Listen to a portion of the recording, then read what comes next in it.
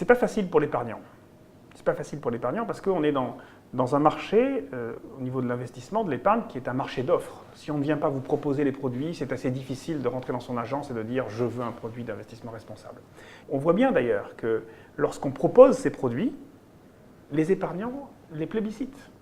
Regardez ce qui s'est passé sur l'épargne salariale, où on a simplement obligé les entreprises à proposer au moins un produit solidaire ou responsable dans leur liste. C'était il y a 10 ans. Et 10-15 ans plus tard, il y a 25% de l'argent qui est investi dans l'épargne salariale est investi en investissement responsable. À chaque fois qu'on fait des sondages, les épargnants disent « oui, bien sûr, j'aimerais investir de façon... c'est important pour moi de savoir où va mon argent, à quoi sert cet argent ». Donc, on a une problématique qui est une problématique d'offre. Il faut réussir à convaincre les banques, les compagnies d'assurance, de proposer plus massivement ces produits à leurs clients, pour qu'effectivement l'épargnant ait enfin le choix. Parce que c'est bien ça le problème aujourd'hui, c'est que l'épargnant n'a pas vraiment le choix. Les fonds responsables ne sont pas en tête de gondole, clairement, dans les réseaux bancaires, ni dans les contrats d'assurance vie des compagnies d'assurance. Ça change un petit peu. Nous sommes en train de travailler avec le réseau des caisses d'épargne pour mettre en avant des produits qui sont orientés sur des sujets que les gens comprennent. Il faut aussi sortir de ce vocable ISR assez compliqué, ESG, ISR, que les gens ne comprennent pas. Il faut leur parler de choses simples. Donc, investissez dans les secteurs d'avenir.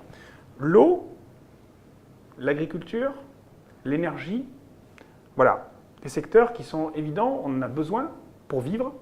Il y a des interactions très fortes entre ces différents secteurs. Comment peut-on investir pour aller vers des solutions durables qui permettent de continuer à disposer de ces ressources au niveau mondial avec la croissance démographique que l'on connaît, etc. Ça, c'est des messages simples que tout le monde peut comprendre. Et on leur dit, voilà, votre argent servira à ça. De la même façon, on est en train de travailler sur des fonds qui sont investis dans des entreprises qui créent de l'emploi en France. Bon, ça c'est une préoccupation naturelle pour les investisseurs français. On pourrait faire la même chose en Italie, en Espagne, en Europe, ailleurs. Eh bien, on va créer un produit qui sera spécifiquement orienté vers cela. Ça, ce sont des messages qui sont simples et compréhensibles et qui vont être disponibles dans le réseau des caisses d'épargne des banques populaires dans les mois qui viennent. Pour démontrer que ces produits ont du sens, on sait mesurer la performance financière. Ça, c'est quelque chose que les gens savent faire depuis très longtemps. On calcule des performances sur une semaine, un mois, 10 ans, etc. Il faut que nous arrivions de la même façon à démontrer qu'il y a un impact social et environnemental sur ces produits. Il faut démontrer que ça sert à quelque chose. Quel est l'impact, par exemple, en termes de tonnes de carbone évitées quand on investit dans des entreprises cotées? C'est quelque chose qui est assez difficile à faire, techniquement. À Montréal, il y a 2 semaines, des grands investisseurs internationaux ont pris l'engagement, à horizon fin 2015, de mesurer et de communiquer l'empreinte carbone de leur portefeuille actions. On est très fiers d'être dans les 10 premiers signataires de cet engagement-là et une des toutes premières sociétés de gestion à avoir signé cet engagement.